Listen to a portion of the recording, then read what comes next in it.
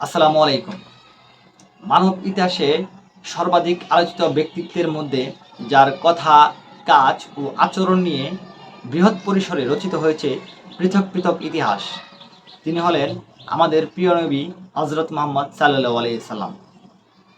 তার গুণাবলীর শ্রেষ্ঠত্ব ইতিহাসের পাতাকে সৌন্দর্যমণ্ডিত করে। একজন পরিপূর্ণ ও পূর্ণাঙ্গ মহামানবের সবগুলিরই যোগ্য তিনি। কোনো নির্দিষ্ট একদিকে তাকে সীমাবদ্ধ করে রাখা যায় না। সুবিশাল, বিস্তৃত ও বর্ণাঢ্য জীবনের অধিকারী, সমগ্র বিশ্বের একমাত্র উত্তম আদর্শের উদাহরণ ছিলেন তিনি।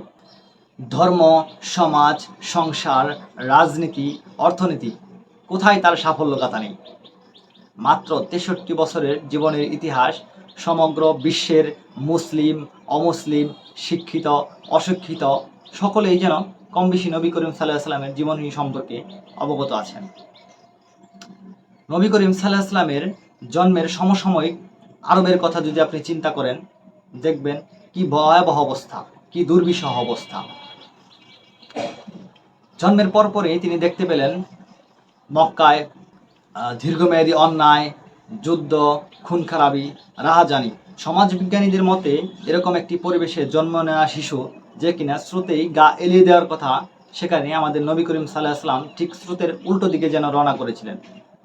তৎকালীন সমাজ তাকে বিন্দু মাত্র প্রভাবিত করতে পারেনি।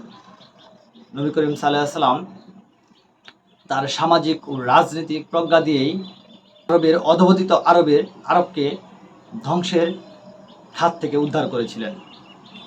কোনো কোনো গোষ্ঠী ইসলামকে তরবারি ধর্ম বা তরবারি রাষ্ট্র ব্যবস্থাপনা বলে থাকে, অথচ আমাদের নবী করিম সাল্লাল্লাহু আলাইহি সাল্লাম শুধুমাত্র আত্মরক্ষার্থে তরবারি ব্যবহার করেছেন, আক্রমণকারী হিসেবে না। শান্তির লক্ষ্য অর্জনে তিনি প্রথমেই তরবারি নয়, বরং হেদায়েতের আলোর প্রয়োজনীয়তাকেই অনুভব করেছেন। হাত পা মাথাকে নত করবার আগে তিনি মানুষের হৃদয়ের ব্যাকুলতাকে বুঝতে চেয়েছেন। আমাদের নবী করিম সাল্লাল্লাহু আলাইহি সাল্লাম সকল প্রকার বিপর্যয় ও নৈরাজ্য প্রতিরোধের জন্য তিনি সবসময় সোচ্চার ছিলেন। তার অন্যতম উদাহরণ হলো হুদায়বিয়ার সন্ধি চুক্তি। নবী করিম সাল্লাল্লাহু আলাইহি সাল্লামের জীবনের প্রতিটি অধ্যায়, প্রতিটি বিভাগ আমাদের জীবনে চলার পথের পাথেয়।